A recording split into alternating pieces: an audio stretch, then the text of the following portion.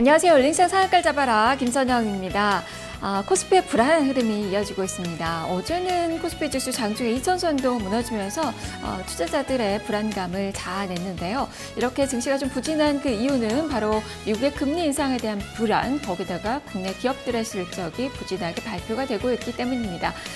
여기에다가 신흥시장으로 지금 외국인 투자가들의 자금이 많이 유출이 되고 있는데 우리나라도 예외는 아닙니다. 외국인의 자금 유출이 계속 이어지고 있고요. 기관 투자자들의 시선도 싸늘하게 느껴지고 있습니다. 특히 눈에 띄는 점이 무엇보다 이 연기금 투자가들, 연기금은 그동안의 하락장에서 지수를 방어하는 큰 역할을 톡톡히 해줬던 그 주체인데요. 하지만 역시 매도로 돌아섰습니다. 지난 한 주간도 한 4천억 원 넘게 팔았고요. 이로 인해서 연기금의 매도가 집중됐던 대형주 정도는 이 지수는 한 2% 넘게 하락하는 그 움직임이 한 주간 펼쳐졌었는데요. 이렇게 수급이 많이 위축된 가운데 뚜렷하게 반등의 모멘텀도 현재 없습니다. 이렇기 때문에 단기 반등을 기대하기는 어렵고 횡보세가 이어질 것이란 전망들이 나오고 있는데요. 자, 다만 오늘 새벽에 마감된 뉴욕 증시는 많이 올랐습니다. 자, 그러면 2,000선 좀 사수하는 그 움직임이 오늘 나타날 수 있을지 보도록 하겠습니다. 열린시장 상한가를 잡아라. 지금부터 출발하죠. 먼저 개장 전 주요 뉴스부터 살펴보겠습니다. 손현정 캐스터입니다. 오늘 아침 주요 뉴스입니다. 첫 소식부터 함께 보시죠.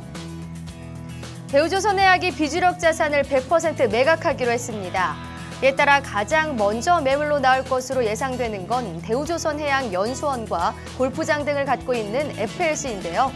FLC는 현재 예비 실사가 진행 중이고 8월 말 본입찰에 들어갈 예정입니다. 이와 함께 당산동 사업과 풍력 사업 부분 등의 자산도 조만간 매각 작업에 들어갈 것으로 보이는데요. 인력 구조 조정에 대해서는 조직 슬림화 차원에서 인력 자원을 재배치할 계획입니다. 대우인터내셔널이 파푸아뉴기니 경찰통신망 사업을 수주했습니다. 대우인터내셔널은 어제 4천만 달러 규모의 경찰통신망과 CCTV 구축 사업 수주 계약을 체결했는데요. 이번 수주 계약으로 대우인터내셔널은 경찰용 TRS와 CCTV 시스템을 공급하고 또 경찰통신 인프라를 구축할 예정입니다. 대우인터내셔널은 사업을 총괄하는 역할을 하게 되고 TRS의 공급과 설치는 포스코 ICT가, CCTV는 엔토스 정보통신이 담당하게 되는데요. 대우인터내셔널은 올해 하반기에 공급을 시작해 2016년까지 현지 시스템 구축을 완료할 계획입니다. 포스코가 중국 충칭강철과 1조 원을 투자해 강판 회사를 설립하게 됩니다. 포스코가 중국 충칭강철과 함께 연 240만 톤 규모의 강판을 생산하는 합작법인 두 곳을 세울 계획인데요. 두 법인은 각각 자동차 강판의 핵심 재료인 냉연 강판과 아연도금 강판을 생산하게 됩니다.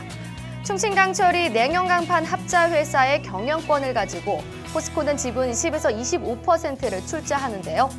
포스코는 아연도금 강판 합자 회사의 경영권을 소유하면서 지분 51%를 투자할 예정입니다. 코웨이가 3년 만에 매물로 나올 예정입니다. 코웨이가 어제 공시를 통해 최대 주주인 코웨이홀딩스가 지분 매각을 포함한 다양한 방안을 검토 중이며 골드만삭스를 자문사로 산정했다고 밝혔는데요. 지난 2014년 MBK 파트너스는 융진그룹으로부터 주당 5만 원, 지분 30.9%를 약 1조 1,915원에 사들였습니다. 인수 3년 만에 다시 매각을 추진하는 건데요. 코웨이는 환경가전 렌탈 시장에서 점유율 1위 업체로 매각 가격은 3조 원에 이를 것으로 예상됩니다. S1이 군사용 레이더 센서를 미국에 수출합니다. S1은 어제 일본 센서 전문 업체 옵텍스와 군사용 레이더에 들어가는 UWB 센서 공급 계약을 체결하는데요. 엔스원 러시아 연구소가 자체 개발한 UWB 센서는 초광대역 주파수를 통해 움직임을 감지할 수 있는 기능을 갖추고 있습니다. S1은 옵텍스가 갖고 있는 미국 유통망을 활용해 본격적인 해외 시장 공략에 나설 계획입니다. 지금까지 오늘 아침 주요 뉴스였습니다.